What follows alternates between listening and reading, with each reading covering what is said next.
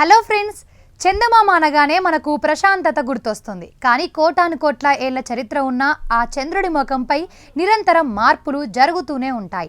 అంతరిక్షం నుండి దూసుకొచ్చే గ్రహశకలాలు చంద్రుడిని బలంగా ఢీకొట్టి కొత్త గాయాలను మిగులుస్తూ ఉంటాయి. శాస్త్రవేత్తలు తాజాగా గుర్తించిన ఒక 22 మీటర్ల వెడల్పాటి గోతి వెనుక ఉన్న ఆసక్తికర రహస్యమేంటో ఇప్పుడు తెలుసుకుందాం. ఈ ఆవిష్కరణ వెనుక నాసాకు చెందిన lunar reconnaissance orbiter camera team ఉంది. ప్రఖ్యాత ఖగోళ శాస్త్రవేత్త మార్క్ థామ్సన్ ఇది పరిశోధనను వివరాలను విశ్లేషించారు. చంద్రుడి కక్షలో తిరుగుతున్న శాటిలైట్ పంపిన ఫోటోలను క్షుణ్ణంగా పరిశీలించినప్పుడు అప్పటి వరకు లేని ఒక కొత్త మచ్చ వెలుగులోకి వచ్చింది. అసలు ఈ కొత్త గోతిని ఎలా కనిపెట్టారు? చంద్రుడిని ఎవరు నిరంతరం గమనిస్తూ ఉండరు కదా. అందుకే శాస్త్రవేత్తలు కొన్ని ఏళ్ల క్రితం తీసిన ఫోటోలను, ఇటీవల ఫోటోలను పక్కపక్కన పెట్టి విశ్లేషించారు. ఈ క్రమంలో పాత ఫోటోల్లో లేని ఒక మెరిసే మచ్చను వీరు కనిపెట్టారు. అదే సుమారు ఒక పెద్ద భవనం అంత వెడల్పు ఉన్న ఈ కొత్త గొయ్యి.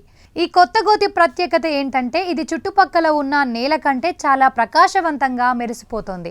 గ్రహశకలం చంద్రుడిని ఢీకొన్నప్పుడు లోపల ఉన్న తాజా మట్టి బయటకు చిమ్మి సూర్యుడి కిరణాలు పడి తారల మెరుస్తోంది. దీన్నే శాస్త్రవేత్తలు సన్ బర్స్ ప్యాటర్న్ అని పిలుస్తారు. ఇది కొత్త మచ్చ చంద్రుడి ముఖంపై ఒక ప్రకాశవంతమైన నక్షత్రంలా కనిపిస్తోంది. ఈ మెరుపు ఎప్పటికీ ఇలాగే ఉండదు. అంతరిక్షంలో ఉండే సౌరగాలులు వికిరణాల వల్ల ఈ మెరిసే మట్టి కాలక్రమేణా మళ్ళీ నల్లగా మారిపోతుంది. అందుకే పాత మచ్చలన్నీ నల్లగా ఉంటే ఈ కొత్త మచ్చ మాత్రం తెల్లగా మెరుస్తోంది.